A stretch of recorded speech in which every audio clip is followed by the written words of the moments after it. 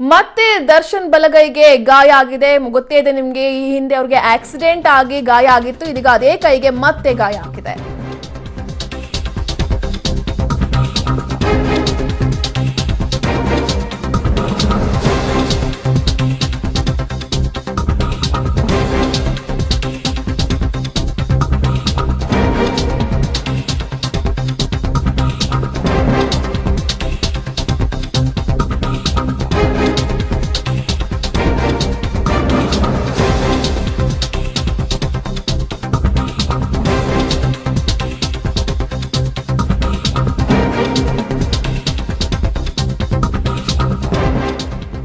Challenging star ನಟ ದರ್ಶನ್ ಬಲಗೈಗೆ ಮತ್ತೆ ಗಾಯ ಆಗಿದೆ. ಆಕ್ಸಿಡೆಂಟ್ ನಿಂದ ಫ್ರಾಕ್ಚರ್ ಆಗಿತ್ತು ಕೈಗೆ, ಇದೀಗ ಮತ್ತೆ ಪೆಟ್ಟಾಗಿದೆ.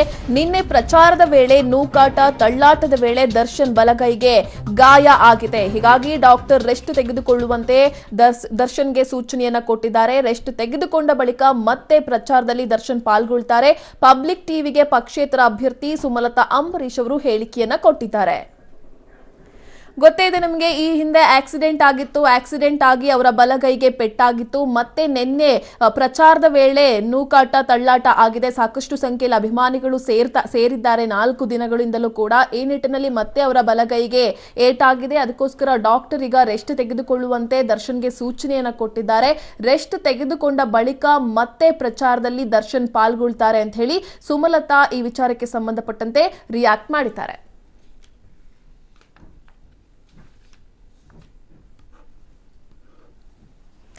ಚಾಲೆಂಜಿಂಗ್ ಸ್ಟಾರ್ ನಟ ದರ್ಶನ್ ಬಲಗೈಗೆ ಮತ್ತೆ ಗಾಯ ಆಗಿದೆ. ಆಕ್ಸಿಡೆಂಟ್ ಇಂದ ಫ್ರಾಕ್ಚರ್ ಆಗಿತ್ತು. ಇದೀಗ ಮತ್ತೆ ಆ ಕೈಗೆ ಪೆಟ್ಟಾಗಿದೆ. ಪ್ರಚಾರದ ವೇಳೆ ಸಾಕಷ್ಟು ಸಂಖ್ಯೆಯಲ್ಲಿ ಅಭಿಮಾನಿಗಳು ಬಂದಿದ್ರು. ಸೆಲ್ಫಿ ತೆಗೆದುಕೊಳ್ಳೋದಾಗಿರ್ಬೋದು, ನೂಕಾಟ ತಳ್ಳಾಟ ಎಲ್ಲವೂ ಕೂಡ ಆಗಿದೆ. ಸತತವಾಗಿ 4 ದಿನಗಳ ಕಾಲ ಮಂಡ್ಯ ಭಾಗದಲ್ಲಿ ಬೇರೆ ಬೇರೆ ಭಾಗಕ್ಕೆ ಹೋಗಿ ಪ್ರಚಾರವನ್ನ ಮಾಡಿದ್ದಾರೆ. ಅಂದ್ರೆ ಒಂದೇ ದಿನ 30ಕ್ಕೂ ಹೆಚ್ಚು ಹಳ್ಳಿಗಳಿಗೆ ವಿಸಿಟ್ ಕೊಟ್ಟು ಪ್ರಚಾರ ಮಾಡಿದ್ದಾರೆ. ಈ ಸಂದರ್ಭದಲ್ಲಿ ಅವರ ಬಲಗೈಗೆ ಮತ್ತೆ ಪೆಟ್ಟಾಗಿದೆ.